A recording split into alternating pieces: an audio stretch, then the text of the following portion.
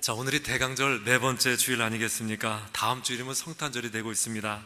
이때쯤이면 우리가 잘 부르는 노래가 하나 있어요. 어려서부터 우리가 참 많이 들었던 그런 노래가 하나 있는데, 울면 안 돼, 울면 안 돼, 산타 할아버지는 우는 아이들에게 선물을 안 주신대요. 그런 노래가 있습니다. 어려서부터 우리 참 많이 듣지 않았습니까? 가사가 정말 재미있어요. 울면 안 돼, 울면 안 돼, 울지 말래요. 산타 할아버지는 우는 아이들에게 선물을 안 준다고, 울지 말라고, 그런 가사인데, 하여튼 이 가사를 이렇게 듣고 있으면 굉장히 오만 가지 생각이 다 이렇게 왔다 갔다 하고 있습니다. 아이고, 애가 얼마나 울었으면 이런 노래를 다 부를까, 그런 생각이 이제 들면서, 아니 아무리 그래도 그렇지 우는 애 달랜다고 산타 할아버지를 이렇게 팔아먹으면 되나, 이런 생각이 또 들고요. 또 아이고, 이 산타 할아버지도 그렇지 애들이 우는 거 당연한데 어떻게 애들이 운다고 선물을 안 주면 어떡하나, 하여튼 오만 가지 생각이 다 들고 있습니다. 이 산타 할아버지는 우는 아이들에게 선물을 안 주는지 몰라도 하나님께서는 그렇지 않더라는 것입니다. 우는 아이들에게도 선물을 주시고 힘들어하는 사람에게도 선물을 주시고, 특별히 죄 지은 사람에게도 하나님께서는 선물을 주십니다. 얼마나 위로가 되는지 몰라요. 참 지난날을 돌이켜보면 죄가 정말 많았습니다. 정말 많았는데 그럼에도 불구하고 하나님께서는 이 성탄절날 저같이 죄 많은 사람에게 선물을 주신다는 것입니다. 빼놓지 않고 주신다는 것입니다.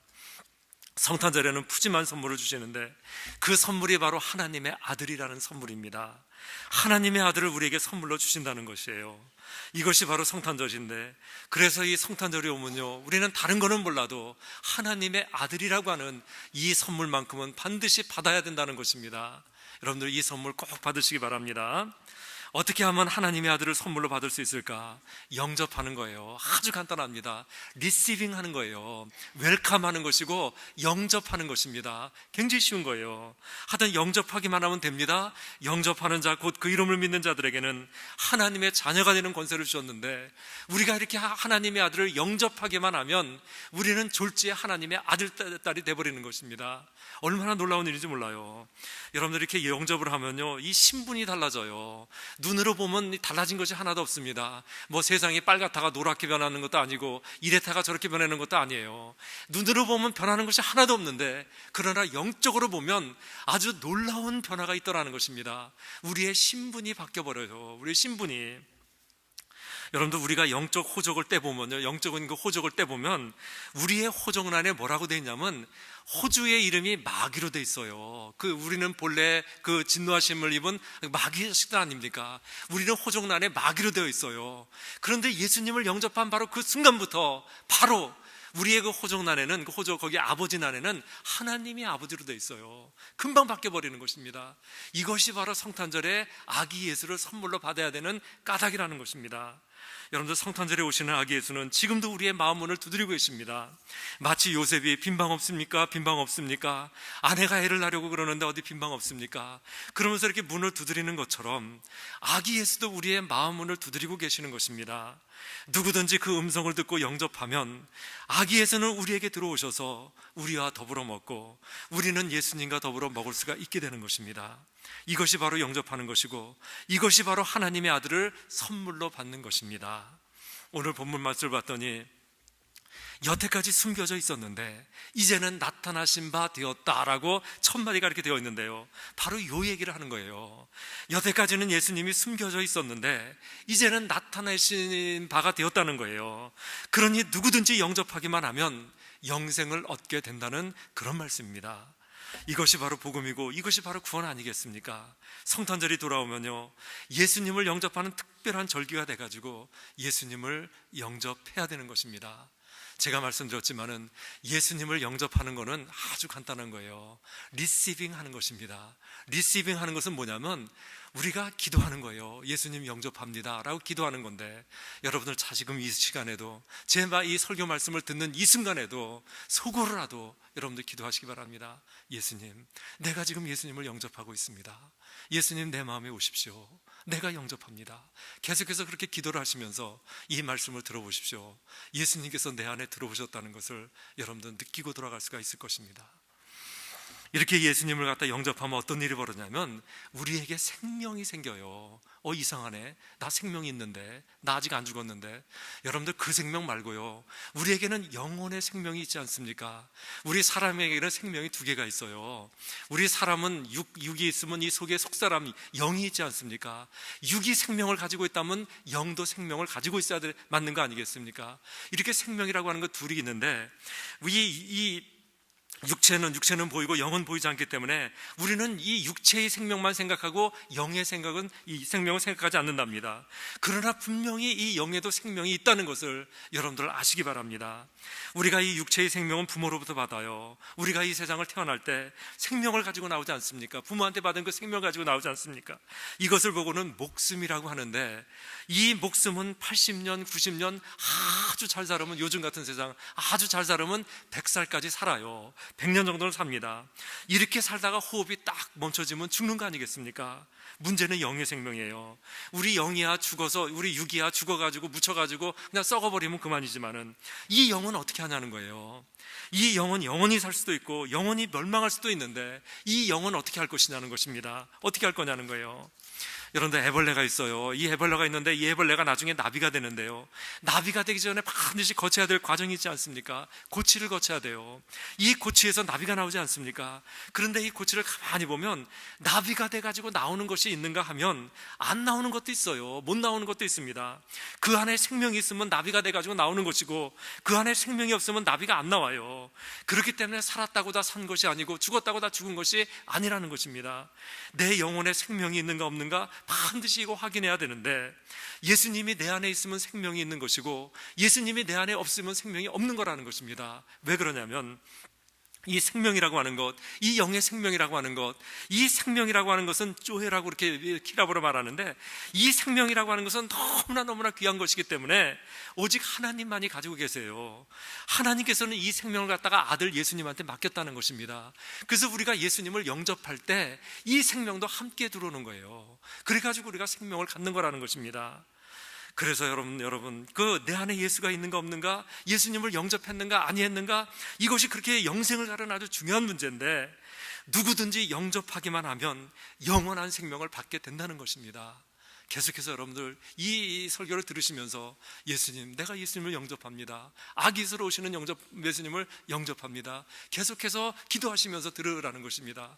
이렇게 해가지고 이번 성탄절에는 예수님을 영접해가지고 영생을 받고 그 구원도 받는 저와 여러분이 되자는 것입니다. 이 영혼 속에다 생명을 넣자는 것입니다. 계속해서 기도하면서 말씀 들으시기 바랍니다. 두 번째는, 예수님은 말씀으로 오신다는 거예요. 오늘 본문을 봤더니 복음과 예수 그리스도를 전파함은 이렇게 되어 있는데, 예수님께서는 말씀으로 다시 오신다는 것입니다. 여러분들, 이것이 나타난 바 되었는데, 증거 예수님께서 이렇게 나타나신 바가 되었는데 말씀으로 나타나신 바가 되었다는 것입니다. 보세요. 여러분들, 그 예수님은, 하나님께서는 지금부터 2000년 전에 인간이 몸을 입고 오셨어요. 그분이 바로 예수님 아닙니까? 2000년 전에 인간이 몸을 입고 오셔가지고 이 세상에서 사역을 하셨는데, 이것이 2000년 전에는 이렇게 인간이 몸을 입고 오셨지만은, 지금은 하나님께서 인간이 몸을 입고 오신 것이 아니라 말씀을 입고 오신다는 것입니다. 이 말씀이 하나님이에요. 눈에 보이지 않는 하나님을 본다고 하는 것은 눈에 보이는 이 말씀을 읽는 것을 의미하는 것입니다. 이 옛날에는 하나님께서 인간이 몸으로 육신을 하셨는데, 지금은 말씀으로 성육신, 인카네이션을 말씀으로 하신다는 것입니다. 그러니까 늘 우리가 이 말씀 보는 것을 하나님 보듯 해야 되는데, 이 말씀이라고 하는 것은 단순한 라이팅이 아니라는 것입니다. 말씀은 하나님이시고 말씀은 하나님의 성육신입니다. 말씀을 먹으면 생명을 먹는 것이고, 말씀을 먹으면 이 영혼이 살아나는 거예요. 여러분들, 우리가 살았던 대한민국, 한국의 역사가 5,000년 아니겠습니까? 이 5,000년 역사를 자랑하는 한민족인데, 한국 5,000년의 역사 중에서 가장 위대했던 순간을 여러분들 꼽으라고 그러면 바로 어떤 데를 뽑겠습니까? 제가 보기에 우리나라 5,000년 역사 중에서 가장 위대한 순간을 꼽으라고 그러면 바로 하나님의 말씀을 받았던 바로 그때가 가장 위대한 때라는 것입니다. 지금부터 131년 전에 감리교의 아펜셀라 목사님하고 장로교의 언더우드 목사님이 조선에 들어왔어요. 제물포양을 통해서 이 조선에 들어왔는데 그분들은 그냥 온 것이 아닙니다. 하나님의 말씀을 가지고 왔고 바로 이 하나님의 말씀을 우리에게 주었다는 것입니다. 이 말씀을 받아들인 그 순간, 그때가 대한민국 역사 5천년 역사 중에서 가장 위대한 순간이라는 거예요. 배가 제물포항에 딱 도착했을 때요, 감리교회 그 아펜셀러 목사님이 기도하셨어요. 주여, 우리는 부활절 아침 이곳에 도착했습니다. 오늘 사망의 권세를 이기시고 부활하신 주께서 이 백성들을 얽매고 있는 이 결박을 끊어주시고 그들에게 하나님의 자녀가 누리는 자유의 빛을 허락해 주옵소서. 그렇게 기도했어요. 그 기도했을 때 장로교의 언더우드 목사님도 함께 기도했답니다. 주여, 지금은 아무것도 보이질 않습니다. 보이는 것이라고는 어두움과 고통밖에 없습니다. 지금은 아무것도 보이지 않지만 그러나 언제인가는 볼 수 있는 날이 올 수 있음을 믿습니다. 지금은 서양 귀신이라고 손가락질을 받고 있으나 언제인가 눈물로 기뻐할 날이 있을 것임을 믿습니다. 이 땅이 그런 은혜의 땅이 될 줄을 하나님 믿습니다. 그 기도를 하고 내려왔어요. 그리고는 하나님의 말씀을 나눠주었는데, 이 말씀을 나눠주었다는 것은 생명을 나눠줬다는 얘기 아니겠습니까? 이때부터 한국에는 생명이 들어오기 시작했고, 이 순간이 한국 반만년 역사 중에서 가장 위대했던 순간이라는 것입니다. 여러분들, 말씀이라고 하는 것은 이런 거예요. 얼마나 귀한 것인지. 우리 가운데 들어오면 생명이 생기고 한 나라에 들어오면 그 나라 역사가 바뀌는 것입니다. 그렇기 때문에 우리는 이 말씀을 다시 한번 잘 수용하고 말씀을 잘 지켜야 한다는 것입니다. 오래전에요, 여러분들 기억하실 거예요. 레이건 시절에 힝클리라고 하는 젊은 청년이 총을 뽑아가지고 대통령을 쐈어요. 이때 이 레이건 대통령이 2번을 갖다가 이렇게 총 위협을 당했었는데, 한 번은 레이건 대통령이 맞은 적이 있었고, 한 번은 이제 이건 안 맞았는데, 이 힝클리라고 하는 사람은 정신병력이 있었던 사람인데 갑자기 총을 뽑아가지고 이 대통령을 쏴버렸습니다. 그때 막 이제 죽게 생겼는데, 이 경호원 하나가 몸을 확 날려가지고 대신 자기가 총을 맞았고 자기가 대신 죽었어요. 이 총 맞고 대신 죽었는데, 그렇게 해가지고 대통령을 지켰습니다. 말씀을 지킨다고 하는 것은 이렇게 하는 거예요. 내 삶을 통해서 나는 죽어 없어지고 말씀만 드러나게 하는 것, 이것이 바로 말씀을 지키는 것입니다. 이렇게 말씀을 지키면 하나님께서는 보상을 하십니다. 대통령을 지켰던 그 경호원은 정부로부터 보상금을 받았고 연금도 받았습니다. 그러나 그것으로 끝났어요. 이 경호원은 다시는 살아나지 못했습니다. 그러나 우리가 생명을 걸고 하나님 말씀을 지키면 우리는 새로운 생명을 얻는 것이고, 그래서 죽어도 살고 살아서 믿는 자는 영원히 살게 되는 것입니다. 이거예요. 하나님은 말씀이에요. 우리가 하나님을 믿는다고 하는 것은 이 말씀을 믿는 것을 의미하는 것입니다. 이 말씀 먹어야지 생명을 얻어요. 이 말씀 지켜야지 살아나는 것이고, 이 말씀 지켜야 우리는 존귀하게 된다는 것입니다. 여러분들, 성탄절이 다가오는데 2000년 전에 육신으로 오셨던 예수님, 그 예수님께서 말씀으로 다시 오셨다는 것을 여러분들 받아들이면서 이 말씀을 받으시기 바랍니다. 다시 한번 말씀을 리시빙하고 웰컴하는 저와 여러분들 다 되시기 바랍니다. 자, 마지막으로 이렇게 예수님을 영접한 사람은 예수님하고 동행하면서 살게 되는 것입니다. 저는 이 말씀이 얼마나 좋은지 몰라요.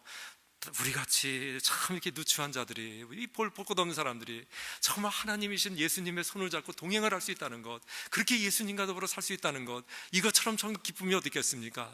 우리 썸타임스 어떤 때는 우리 참 이게 고독할 때도 있고요, 외로울 때도 있고 힘들 때도 있어요. 그러나 예수님이 나와 함께 하고 내가 예수님하고 진짜로 동행하고 있다면 우리가 외로울 틈이 어디 있고 고독할 틈이 어디 있습니까? 힘들 틈이 어디 있습니까? 그냥 좋기만 할 거 아니겠습니까? 예수님을 영접한 다음에 생기는 일이 뭐냐면 바로 이렇게 예수님과 동행할 수 있다는 것, 이런 것이 생긴다는 것입니다. 여러분들, 참 예수님을 영접했으면 그것으로 끝나는 것이 아니에요. 예수님과 동행하는 이 삶을 살아야 되는데, 이 우리의 삶 속에서 예수님과의 동행이 없다면 이 성탄절이 무슨 의미가 있겠습니까? 이제 동행해야 되는 거 아니겠습니까? 에녹이라고 하는 사람이 있었어요. 이 사람이 살고 있었던 시대는 참으로 죄가 많았던 시대였습니다. 형이 동생을 불러내가지고 돌로 찍어 죽였던 그런 때 아니겠습니까? 얼마나 세상에 죄가 많았는지, 죄가 세상에 관영하더라, 그런 때였었습니다. 이렇게 죄가 많고 악이 흥행하던 그런 시대 속에서 에녹이 깨달은 것이 있었답니다. 이런 시대를 살아가려면 누군가 누군가 하고 동행해야 한다. 바로 천지를 지으신 하나님과 동행해야 되는구나, 이렇게 생각을 하고 그렇게 결심을 하고 그렇게 기도를 했습니다. 그런데요, 참 이런 깨달음이 너무나 중요한 깨달음이었었어요. 왜 그러냐면 하나님께 소원이 있는데, 정말 하나님께는 강한 소원이 있는데, 그게 뭐냐면 우리들하고 동행하는 것이 하나님의 꿈이고 하나님의 소원이에요. 하나님께서는 우리를 다 창조하셨는데 우리를 갖다 하나님의 형상으로 창조하지 않았습니까? 당신하고 똑같은 모습으로 창조를 하셨는데, 그래 놓고는 내가 어떻게 하면 쟤네들하고 동행할 수 있을까? 나는 너희들하고 함께 살고 싶어, 너희들하고 동행하고 싶어. 이것이 바로 하나님의 꿈이었고 하나님의 소원이었는데, 이 에녹이 그것을 깨닫고는 하나님, 나하고 동행하십시다, 이렇게 나오는데 얼마나 좋았겠습니까? 그날로부터 이 에녹은 하나님과 동행하게 되었고, 하나님과 동행하다가 죽음을 겪지 않고 하늘로 불려 올라갔습니다.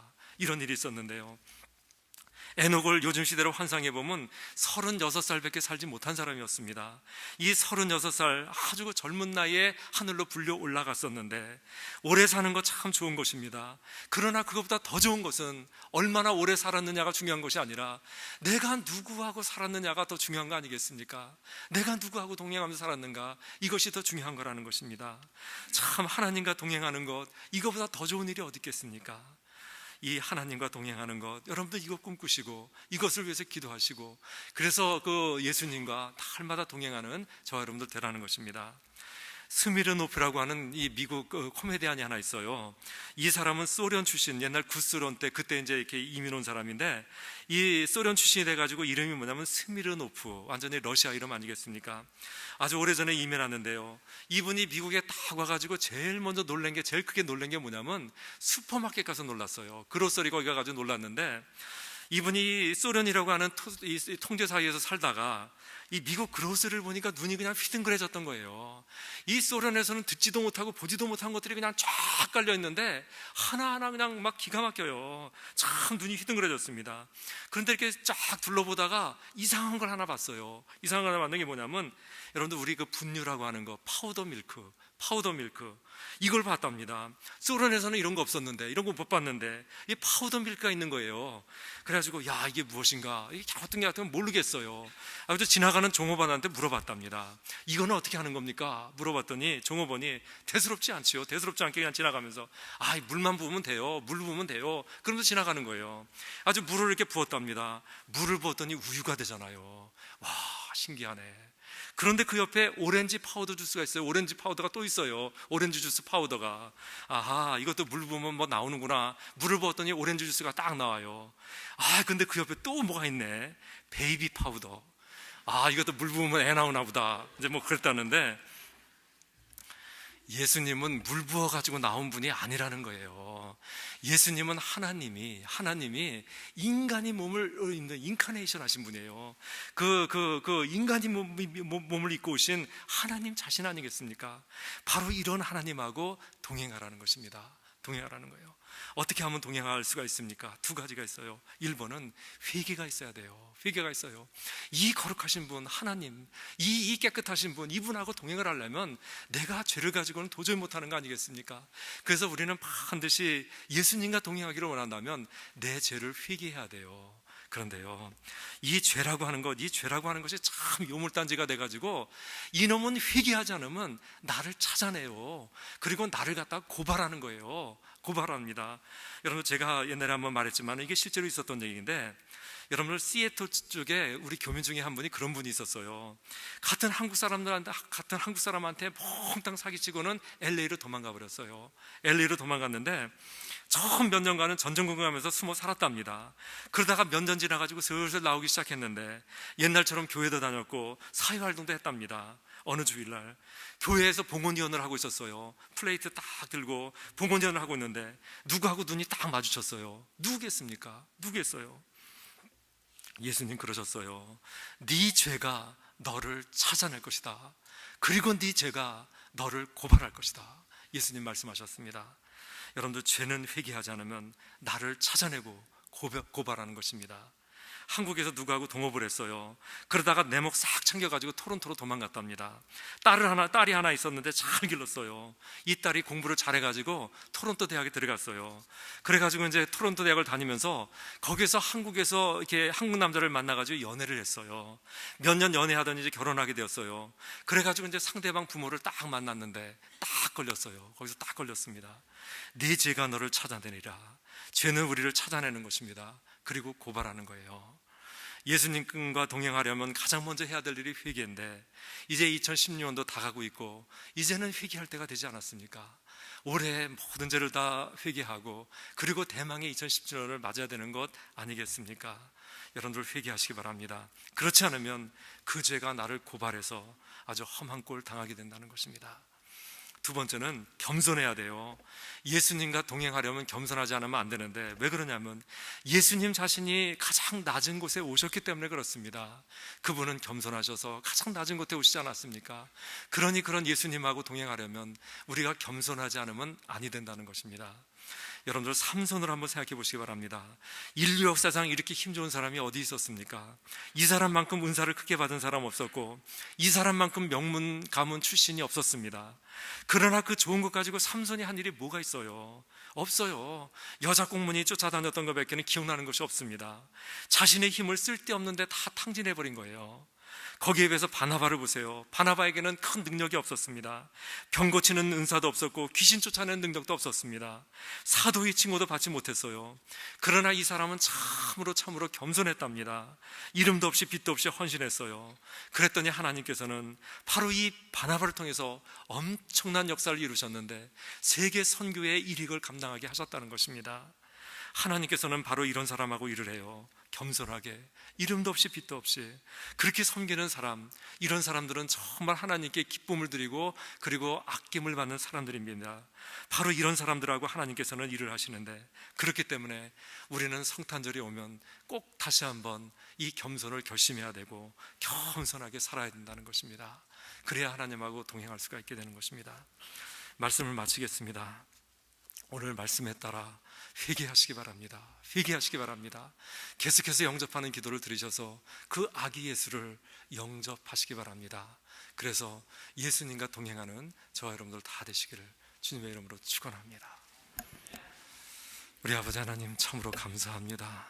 다시 한번 우리의 모든 죄를 다 고백할 수 있게 하시고 그 죄를 회개하고 성탄절날 선물로 주시는 아기 예수를 영접하는 우리가 되게 해주시기를 기도합니다.